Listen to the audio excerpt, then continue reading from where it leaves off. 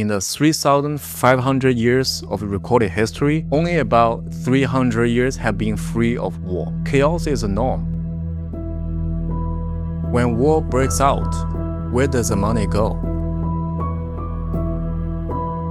Today, let's dive into the chaos and see how people moved their money and wealth to survive during the war. The first point I want to share is pick the right place.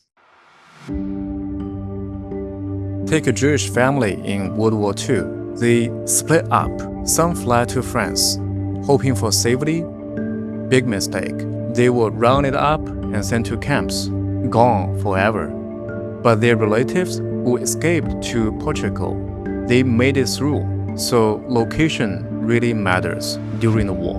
Or look at 1943. Nazi insiders saw the war turning sour and started sneaking money to South America. Not Europe, not the US. The Nazis chose South America for some reason. It was safer then, but of course, justice caught up after the war.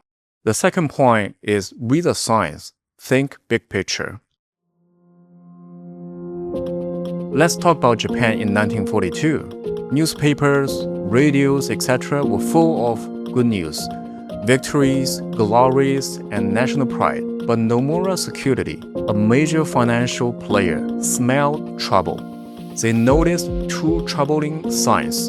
First, food was running low. People were tearing down park fence around the emperor's palace to melt for iron. Times were tough. Second, Navy officers and pilots fighting in battles like Midway and the Coral Sea had favored geishas. And when those men didn't come back, whispers of defeat began spreading through the geisha house. So Nomura was listening, and they caught on fast. They started dumping stocks, even betting against the market. But as a Japanese firm, they couldn't even just move their wealth to the winning side. So what did they do? They asked, if Japan loses, what will hold value in the rebuild? Their answer is land and real estate. They snapped out commercial and residential land big time. Those assets became their war chest, fueling Nomura's rise as a top security firm in post-war Japan. In the 1930s Germany, many Jewish noble families still believe in their country. We are Germans, they thought this will pass. They had wealth, status, and social recognition. No rush to leave. But reality hit hard. The Nazis took power, slapped a 78% tax on moving money out, and locked down the foreign exchange. By Kristallnacht in 1938, it was clear they have to leave. But for many, it was too late. Visas were scarce, and funds were frozen. Many were trapped, unable to escape. What is the lesson? When you think I don't need to leave yet, maybe that's exactly when you still can.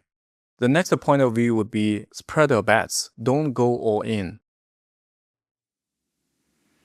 Even the smartest mind can get burned. In 1937, Winston Churchill got swept up in America's booming stock market. He went all in with borrowed money, leverage, which is a bad call. By 1938, the market crashed and he was wiped out. He clawed his way back by writing books to pay off the debt. Lesson learned here is never bet everything on one thing. And even for today, companies in the S&P 500 don't stick around like they used to. In 1958, they lasted 61 years on average, by 1980 down to 30. Around 2020, just 18 years. By 2030, it could be as low as 12. In a fast-changing world, putting all your eggs in one basket is a recipe for trouble. Know who is really holding your wealth, your money in the bank, your gold, your house. They are all under third-party custody. You think your property is safe because it's in your name? Only if the government agrees. During the World War II, Polish nobles lost their estates to the Nazis. After the war, they hoped to reclaim them, but the Yalta Agreement handed Poland to Soviet control. The new regime didn't even care about the old deeds. Private property gone. Or take 1941, after Japan bombed Pearl Harbor, the US frozen Japanese assets, bank account, business, even farms. Over 120,000 Japanese Americans most of them US citizens, were sent to internment camps. Their homes and business were sold off cheap or simply gone. War doesn't ask who is right, it just shows when choose. Third-party custody can vanish in a flash. Now let's talk about advice on gold.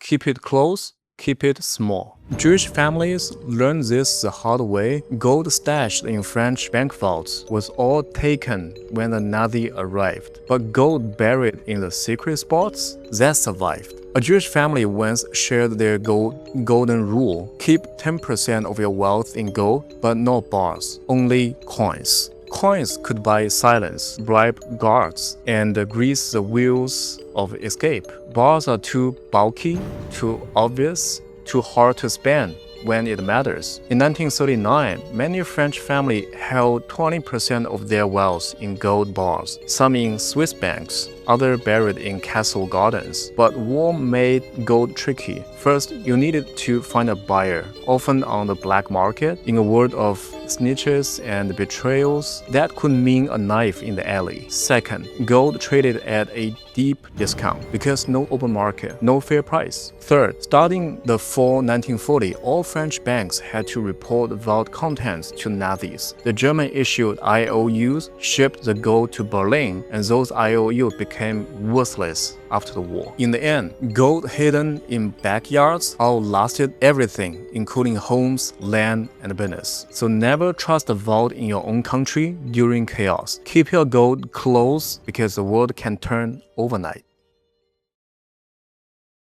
First, diversify, spread your wealth across different asset classes, geographies, and custodians. Don't keep everything in one basket. Second, stay alert. Don't bury your head in the sands. When the winds shift, move early. Act before it is too late.